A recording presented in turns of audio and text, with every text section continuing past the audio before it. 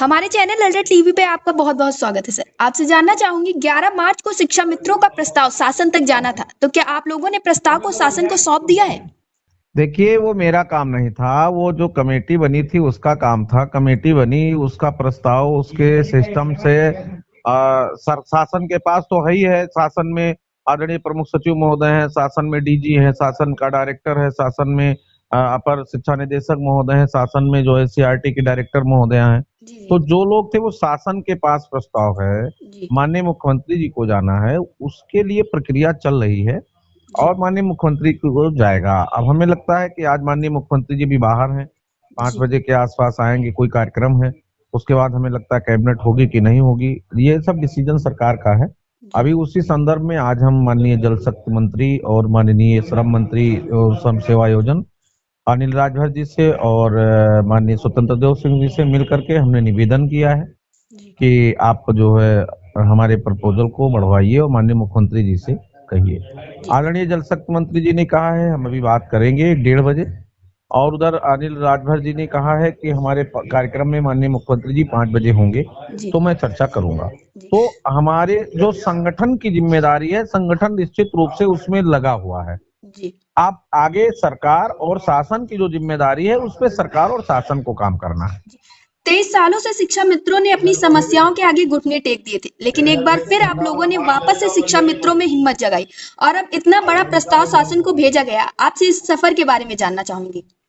पूरा सफर क्या है, घुटना क्या टेके, हम लोग तो निरंतर लड़े, संघर्ष किए, ट्रेनिंग कराए, लोगों को सहायक अध्यापक बनाए, 3 साल लोगों ने नौकरी किया। फिर सुप्रीम कोर्ट के आदेश के न्याय निर्णय के अधीन हमको हटाया गया। फिर 3500 से 10,000 मानदेय का प्रपोजल गया, वो पिछली हुकूमतों का। और उसके बाद हमारी जो 7 साल का सफर था, ये बड़ा कष्ट था और कष्ट पीड़ादायक था। और इस 7 साल में हम लोगों ने मेहनत किया। अब वर्तमान में हमने जो वर्ष 2023 को अपने संघर्षों का वर्ष चुना। जी संघर्षों में हमारे शिक्षा मित्र, इस प्रदेश के एक शिक्षा मित्रों ने सहयोग किया, समर्थन किया। 18 अक्टूबर के विशाल धरने में हो, चाहे 12 फरवरी का धरना हो, जनवरी का, चाहे फिर 20 फरवरी का, सब में से लोगों ने सहयोग किया। और 18 अक्टूबर का धरना एक निर्णायक धरना था। जी उसमें कमेटी बनी। प्रमुख सचिव महोदय को मैं आभार व्यक्त करूंगा कि उन्होंने बहुत ही गंभीरता से लिया और कमेटी में अच्छे लोगों को शामिल किया। फिर संगठन के साथ वार्ता हुई और प्रपोजल तैयार हुआ। अब वो शासन से सरकार का विषय है।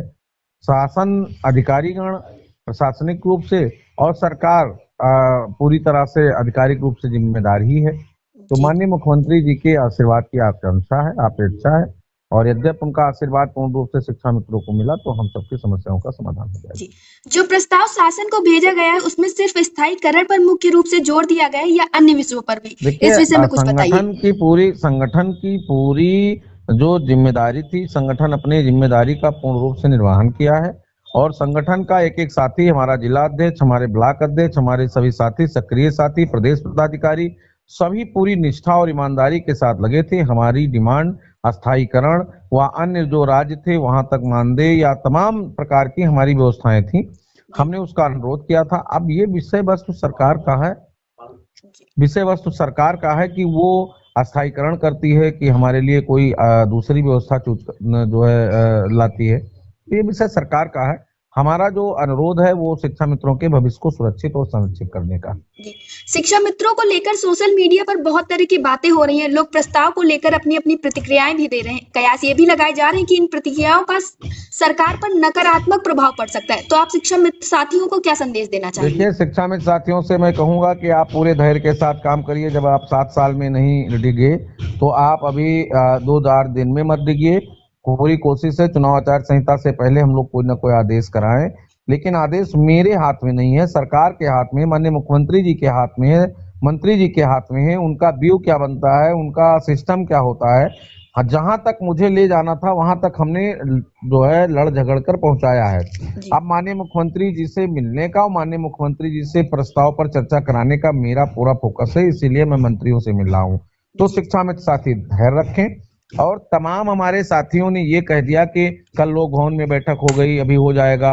तमाम लोगों ने कह दिया कि प्रस्ताव चला, बहुत पहले ही प्रस्ताव भेज दिए थे, बाद में वो बताने लगे कि नहीं नहीं गया। तो भ्रामक खबरों से दूरी बनाए रखें जी और अपने आत्म संयम को साधते रहें। धैर्य के साथ संगठन पर भरोसा रखें। हम जो भी कहेंगे वो पूरी प्रामाणिकता के साथ आपके बीच में प्रस्तुत करेंगे, जिससे आपको किसी भी प्रकार की जो है संकट का सामना ना करना पड़े। तो आप पूरे साहस के साथ शिक्षा मित्र काम करें। हम लोग लगे हैं और भगवान से प्रार्थना है कि शीघ्र ही हम सबके लिए कुछ अच्छा होगा। जी, हमसे जुड़ने के लिए धन्यवाद। धन्यवाद, थैंक यू।